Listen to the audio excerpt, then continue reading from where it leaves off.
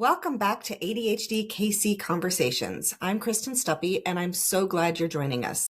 Each month, we sit down with experts, parents, and individuals in the ADHD community to explore topics that make a real difference for families in the Kansas City area and beyond. Today, we're changing it up a bit. Usually, my co-host, Sarah Whalen, and I talk with the upcoming ADHD KC parent group speaker, so you can get to know them ahead of time. This week, Sarah couldn't join us, and since I'm actually the one doing the next ADHD KC parent group talk on March 10th, and you already know me from hosting this podcast and other talks, I thought we'd flip the script. Instead of interviewing a future speaker, I invited someone who's become a really meaningful connection for me, Lindsay Lipsky. Now, Lindsay introduced herself to me at the International ADHD Conference back in November, and later invited me to speak at a parent group event at the Jewish Community Center, locally known as the J. And I'm excited to use this wonderful space at the J for this upcoming talk. So just to be clear, all members of the Jewish Community Center and ADHD KC and just the general public are welcome. And this event will be both in person and online. And today I wanted to ask Lindsay about her work, and then I've asked her to turn the tables and ask me why I wanted to talk about something that so many parents are feeling right now, being under pressure, what chronic stress does to our bodies, and what parents can actually do about it. So Lindsay, I'm really glad that you're here, and welcome to the podcast. Thank you. Thank you for having me. It's an honor to be here. And I, Dr. Stuppy, have known you for a long time, and you're famous to me. So thank you. Yeah, thanks. So to start us off, can you tell our listeners a little bit about who you are? So I actually run a program in the Jewish community that helps support kids and families that have disabilities have access to our community. I've been a special education advocate for almost 20 years now and have worked in the field, and more specifically now with kiddos that are neurodivergent, who have ADHD, autism, and other learning disabilities. So what kinds of things do you see coming up again and again when parents walk through your door? Yeah, so a lot of the parents that I work with, they are coming to me to seek community. So a lot of them, the Jewish community is really small, and our issues are no different than any other community. And so oftentimes when they are coming through my door, they're feeling really lost. And so often they are looking for just connection, resources, and supports, just another ear to hear what's going on in their lives and to help troubleshoot issues that arise from parenting our neurodivergent kiddos. And it is a really humbling experience just to be on that journey helping them. That is wonderful. What kind of themes do you see when parents come into your office again and again? So a lot of what I see is just parents that are looking for connection, parents that are looking for resources and supports, sometimes just to listen to them. As your talk, I'm sure, is going to talk about, parenting kids that are neurodivergent is not for the faint of heart. Oftentimes it can be challenging. And so I think really having the ability to talk to each other and problem solve is really the meat of what I see when I'm working with families. I think that's very helpful, and parents do need that support. I know you and I first officially met and talked at the International ADHD Conference in November in Kansas City. But since then, we've had several conversations, and it's been really clear how passionate you are about supporting families with neurodivergent children and the whole ADHD community. In fact, I'm so excited that you're joining ADHD KC's advisory board. What drew you to ADHD KC, and what made you want to be involved? Well, I've, again, just been a lifelong advocate for individuals with disabilities. More recently, I have a personal connection with ADHD. It's, in our family system. So navigating that complex process has really brought me closer. I think it's interesting that when you're a special educator and, I've worked on so many individual education plans, IEPs, 504 plans. And then suddenly when you're on the other side of that table, when you're a parent, and suddenly, the script has flipped a bit, and suddenly you realize that this is hard. This is really hard. And I really feel strongly that, we're better together. And I think the work that ADHD KC does is really important for our community. So, of course, the theme now is the script being flipped, because we're going to have you interview me here, flipping the script for the whole podcast. There And you then go. you're just talking about how your personal life, it's been affected, and it is so very different as a professional who's used to the system, seeing how it works from the other side. So yeah, I think that's very interesting. For me as a parent of a child, now young adult with ADHD, I do remember those days of trying to get all of the knowledge I knew from the other side to work with what my own child needed. So how does the mission of ADHD KC align with the work you're already doing? So a lot of the work that I do right now is supporting schools and systems and programs to just be more accepting and understanding. You know, the whole neurodiversity movement has been really impactful, I think, for the community, and understanding that people that have ADHD really bring a wide array of strengths. So a lot of the work that I do now involves training and consulting with school teams and with programs, just so that they understand that we are better with our individuals that have ADHD in our community. And I also work with families that, of course, are just running through situations that are complicated. So I think, especially because ADHD KC is such a strong chapter, was really drawn to this work, and really am really honored that I get to join and help support you guys in this important endeavor. I think we're excited to be able to join with your group as well and offer things to the larger community. I think, unfortunately, funding for many groups that provide services, I know CHAD in general has lost some funding that was provided through the CDC in the past. And I feel like it's harder to reach people due to some of these cuts. So it's going to be really important to be able to support families where they are with less. So I think that we'll be able to help each other with both of our groups from there. So have you in the past, or looking forward to the future, worked with parent groups, and how do you feel like those help your community? Yeah, so through the work I do, we actually used to have a parent support group that actually did lose funding, and that isn't a part of our program offerings. And I think it is really important and really impactful for people that are experiencing similar situations, are in similar life stages, to come together, and there's really a beauty in bringing people that are struggling or that just are looking for, have questions together. And in our community, I think what people tend to forget is that when we lose funding on things, it has reverberating effects. I think, right now, especially, we're going to see just a lot more things coming down the pike in special education that people don't quite understand, that, if things are taken away today, what that's going to look like in a year from now, in 3 years from now, in 30 years from now. Like, things that happen today impact our kids for the future. And so, I know that, like, we're not necessarily talking about funding, but it's really important for spaces like parent support groups and just our general programs that are helping support our families and helping support kids that have disabilities, that they still are able to access resources. I think it's really important, with even limited funding and limited support, that these still. Yeah. Have parents ever told you that they're missing pieces when supports go away? Oh, yeah.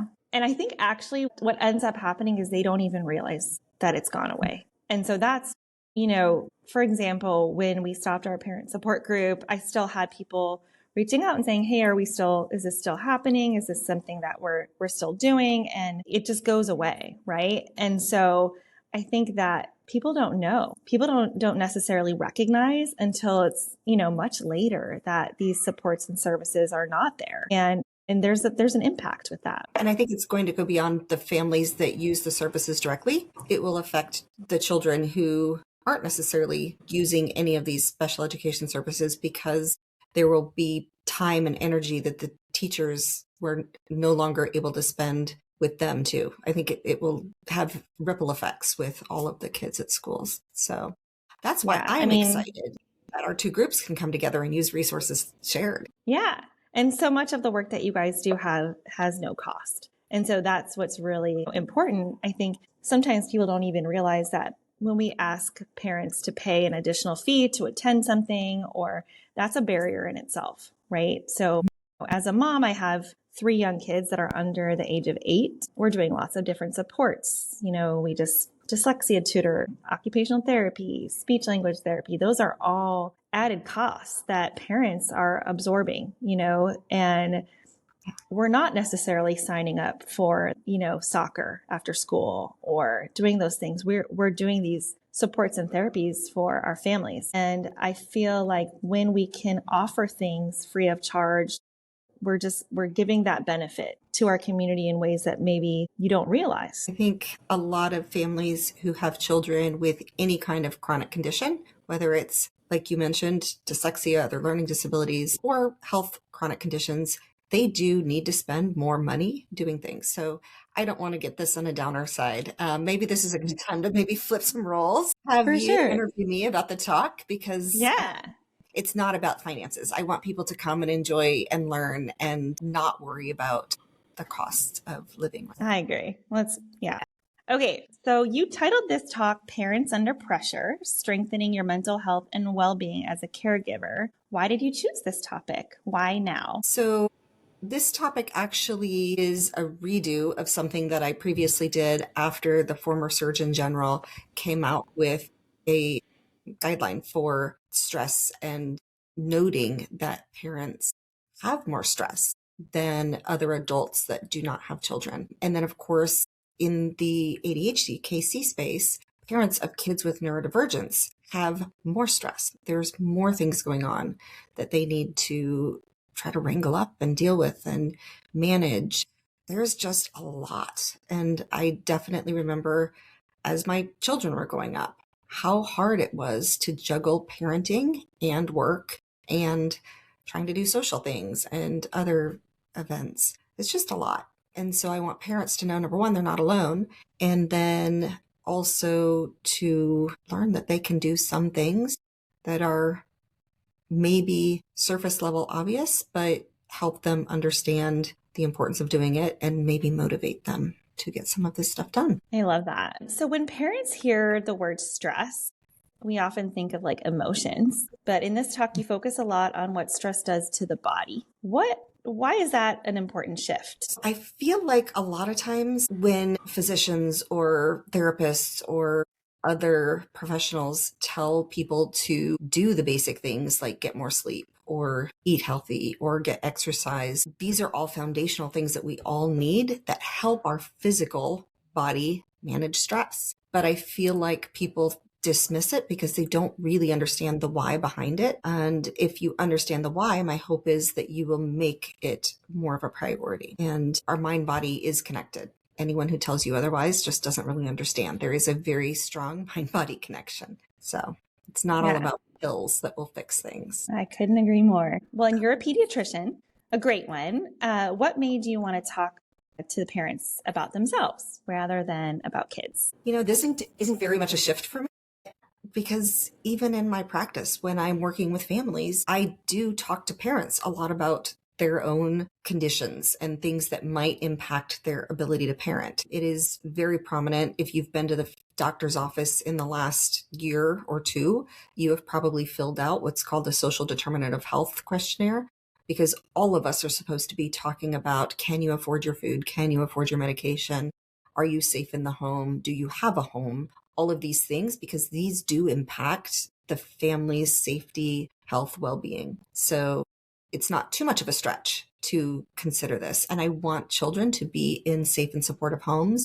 And if parents are not in a mentally healthy place and they're overstressed, overextended, they're not going to be the best parents for their children. It really does all tie in. The family unit's important. Yeah, that's so important. So many parents feel like they should be able to handle everything, myself included. How does that belief actually make stress worse? I lived this. I wasn't diagnosed with ADHD myself until I was in my 50s. And looking back, it was so very clear. But I think, like many people who have ADHD, they have to always be doing something. And if they're not doing something, they're bored. And boredom is not a good place to be when you have ADHD.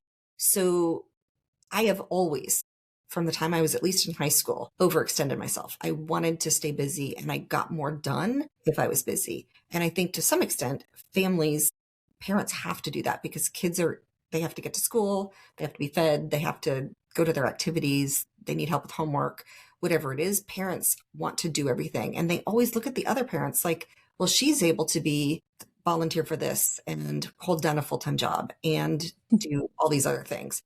So there's that, well, if she can do it, I can do it mentality. And you're laughing. I feel like you appreciate this, right? Like, I understand. But they say comparison is the thief of joy. But yes, it happens. It's a great quote, though. Comparison is the thief of joy. I like that. So I do feel like parents feel like they should be able to do this, but we have to get out of the shoulda, woulda, couldas and be kind to ourselves. Practice self-care.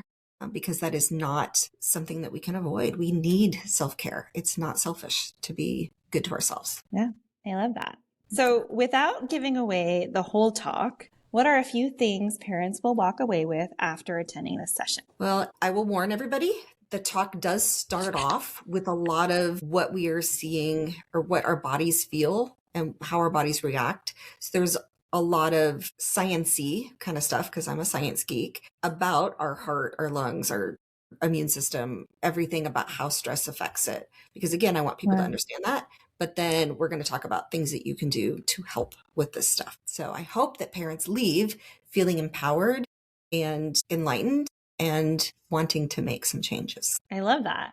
I'm really excited. For parents listening who are thinking, I identify with this, but I'm just too exhausted and I don't have time for one more thing. What would you want them to hear? You know, that might be the thing that you say no to. And it is okay to say no to one more thing if it's not time for you to deal with this, but you do need to make time. You know, they always say if you don't have time to do the things that are good for you, then you need to make the time to do them. So at some point, you need to sit down and figure out what can you drop from all the things that you do that aren't giving you joy, aren't benefiting your family or you personally, because we are all overextended and we need to sometimes cut that back. But also try to come to see Dr. Stuppy's talk because it's going to be great. Just take out something else that you're doing that you could say no to. No, I'm just kidding. Thank you. I loved interviewing you. That was super fun. Yeah. So before we wrap up, just want to make sure everyone knows how to join us. We've been talking about this event. It is Parents Under Pressure, Strengthening Your Mental Health and Wellbeing as a Caregiver.